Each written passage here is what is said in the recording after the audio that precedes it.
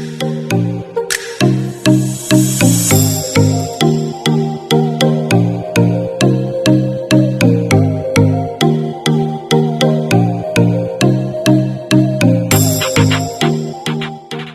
हम शुरू करते हैं अपना कॉम्बिनेशन ऑफ रेजिस्टेंस, तो रेजिस्टेंस जो है हम इसको कितने तरीके से कंबाइन कर सकते हैं, इसको हम दो वे से हम कंबाइन कर सकते हैं। ठीक है, ये जो रेजिस्टेंस है, ये रेजिस्टेंस कैन बी कंबाइंड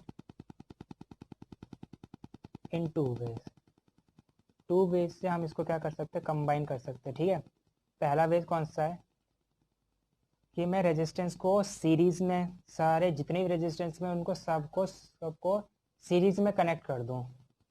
पहला है इन सीरीज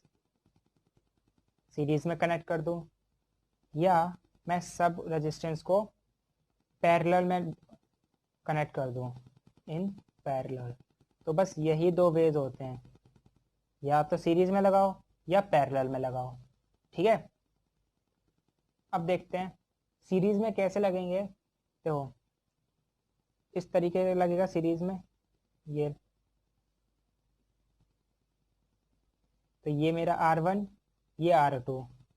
अब ये ऐसे ही मैं करके, और बहुत सारे सीरीज में जो ऐसे ही मैं करके रेजिस्टेंस को मैं सीरीज में लगा दूँ। ठीक है, तो मेरा सीरीज हो जाएगा। और यही रेजिस्टेंस को अगर मैं इस तरीके से लगा दूँ, ये एक रेजिस्टेंस मैंने लगा दिया इस तरीके से। ठीक है, दूसरा इस तरीके से लगा दिया, तो ये क्या है, ये R1 है, ये R2 है। तो ये क्या है, पैरेलल में लगे हैं, ये दोनों एक ही लाइन में लगे हुए हैं, तो सीरीज में लगे हुए हैं। ठीक है, तो ये दो वेज होते हैं कि मैं रेजिस्टेंस को किस तरीके से लगा सकता हूँ, एक सीरीज और एक पैरेलल में। अब इनको वन बाय वन देखते हैं किस तरीके से। सबसे पहले मैं सीरीज में लगाऊंगा, रेजिस्टेंस इन सीरीज,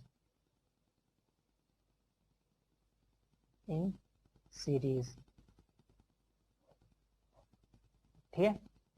अब सीरीज में कैसे, जैसे कि मेरे जो है मैंने n नंबर ऑफ रेजिस्टेंस क्या लगा दिए, सीरीज में लगा दिए, लाइक दिस। जैसे कि देखो ये एक रेजिस्टेंस, ये दूसरा रेजिस्टेंस, ये तीसरा रेजिस्टेंस, इस तरीके से मैंने क्या कर दिया, सारे लगा दिए, और ये एक सेल के साथ इसको अटैच कर दिया मैंने।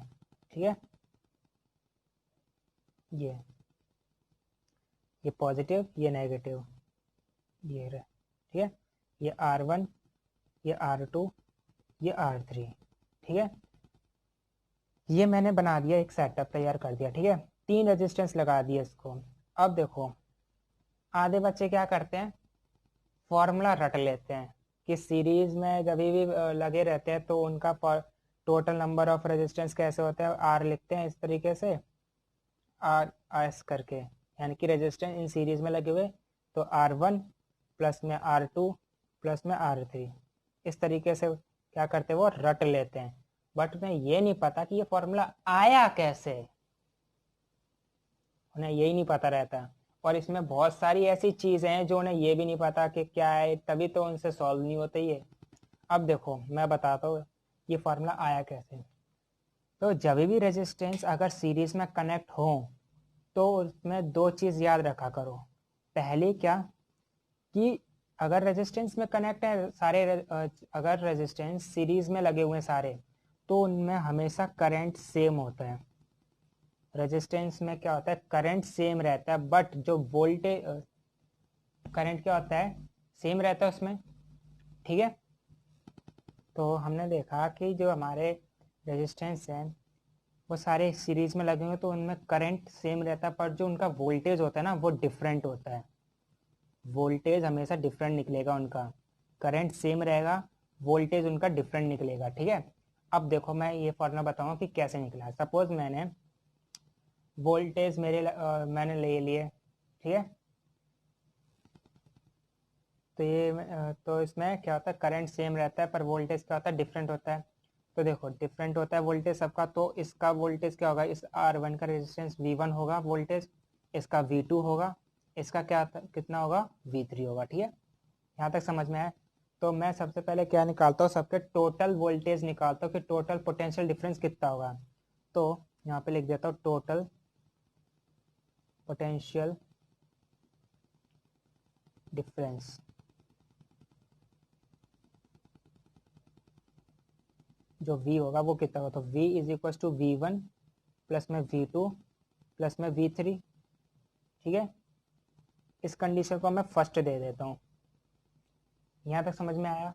अब हमें पता है ओम्स लॉ में क्या होता है। अकॉर्डिंग, अगर मैं ओम्स लॉ अप्लाई करूँ, अप्लाइंग ओम्स लॉ,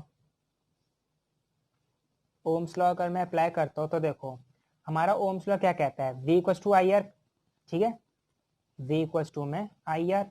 और क्योंकि ये सारे रेजिस्टेंस जो हैं सीरीज में लगे हुए हैं तो इनका जो करंट है वो सेम है, मतलब करंट क्या है, कांस्टेंट है एक तरीके से। तो V equal to I R है, तो मैं यही जो फॉर्मूला इसमें लगा सकता हूँ, यानी कि V1 निकालूंगा तो V1 कितना आएगा, V1 इज इक्वल टू में आई आर वन, ये निकलेगा। ठीक है, V2 निकालूंगा तो V2 कितना होगा, आई आर टू। ठीक है, यही निकलेगा। V3 निकालूंगा तो V3 कितना आएगा, आई आर थ्री, यही आएगा।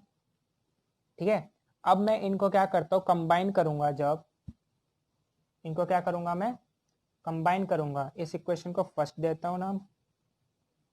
ठीक है, ये सेकंड है, ये थर्ड है। ठीक है, अब जब मैं इनको कंबाइन करूंगा, इस इक्वेशन को मैंने वन नाम दिया तो इसको टू देंगे। ठीक है, ये टू है, इसको थ्री दे दो, इसको फोर दे देते नाम। ठीक है, अब इनको कंबाइन करते हैं। तो इनको कंबाइन करेंगे तो क्या आएगा, देखो V इज इक्वल टू में आई आर था, V equal to I R था, यही हमारा ओम्स लॉ कहलाता है ना। तो ये V की जगह मैं क्या लिख सकता हूँ, आई आर लिख सकता हूँ, लिख सकता हूँ ना। ठीक है, यही हमारा ओम्स लॉ होता है ना, V equal to I R. तो अकॉर्डिंग टू इक्वेशन फर्स्ट क्या थी हमारी, V इज इक्वल टू में V1 प्लस में V2 प्लस में V3। अब यहाँ पे मैं V1 V2 V3 की वैल्यू पुट करूंगा तो क्या आएगा, V इज इक्वल टू में V1 की क्या निकाली थी, आई आर वन। ठीक है, प्लस में आई आर टू प्लस में आई आर थ्री, ये लिख देंगे। और V किसके इक्वल है, आई आर के। तो I R is equal to, अगर मैं इनमें से आई सब में से कॉमन निकालूँ तो ये हो जाएगा I R one, R two और आर थ्री। आई से आई कैंसिल हो जाएगा ये, तो R इज इक्वल टू कितना आ जाएगा, R1 प्लस में R2 प्लस में R3। यही तो तुम्हारा फॉर्मूला होता है। जब रेजिस्टेंस सीरीज में लगे होंगे तो सारे इस तरीके से ऐड हो जाते हैं। ठीक है, तो अब पता चला किस तरीके से फॉर्मूला आता है ये। ठीक है, अब सेम मैं पैरेलल की कहानी बताता हूँ। अब रेजिस्टेंस मैं पैरेलल में लगाऊंगा। ठीक है, अब देखो पैरेलल की पहले सेटअप तैयार कर देता हूँ। ये एक रेजिस्टेंस मैंने लगाया इस तरीके से। ठीक है, ये एक रेजिस्टेंस लगाया मैंने। ठीक है, एक ये रेजिस्टेंस लगाया इस तरीके से, तीन रेजिस्टेंस लगा दिए मैंने। और ये मैंने सेल कनेक्ट कर दिया, और ये पॉजिटिव ये नेगेटिव, करंट इस तरीके से फ्लो हो रहा है। अब देखो सीरीज में क्या था, करंट सेम रहता है पर वोल्टेज डिफरेंट आता है। ठीक है, बट रेजिस्टेंस में क्या होता है, क्या होता है रेजिस्टेंस में, रेजिस्टेंस में वोल्टेज सेम रहता है, वोल्टेज सेम रहता है, बट जो करंट होता है वो डिफरेंट होता है सबका। करंट क्या होता है, डिफरेंट होता है।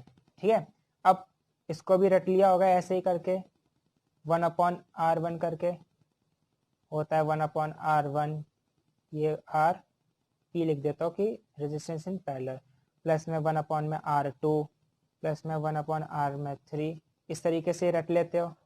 अब देखते हैं ये वाला फॉर्मूला कैसे आया। ठीक है,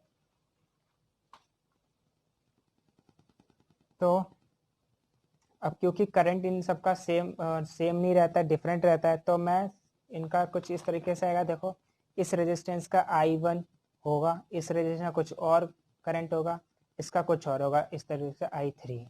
ठीक है, अब इनका टोटल करंट निकालते वो कितना होगा, तो टोटल करंट कितना होगा,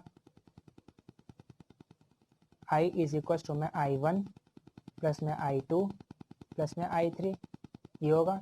इसको मैं फर्स्ट लिख देता हूँ, ठीक है। अब मैं अप्लाई करूँगा Ohm's law, applying Ohm's law. क्या होता है Ohm's law? V equal to में IR, यही होता है। अब मुझे I निकालना है तो I इज इक्वल टू क्या हो जाएगा? V अपॉन में R होगा नहीं, यही होगा ना, V अपॉन में R। तो अब निकालो, सेपरेट करंट निकाल लो। I1 किसके बराबर हो जाएगा? V तो सेम रहता है वोल्टेज, V अपॉन में R1, ठीक है। I2 निकाल लो, V अपॉन में R2। इसी तरीके से I3, V इक्वल टू में R3, second, third and fourth. यहाँ तक समझ में आई? अब यही सारी वैल्यूज़ मैं इसमें पुट करूँगा तो देखो किसके बराबर आती है। I इज इक्वल टू में I1 की वैल्यू डाल दो V अपॉन में R1 प्लस V अपॉन में R2 या I2 की वैल्यू प्लस V अपॉन में R3।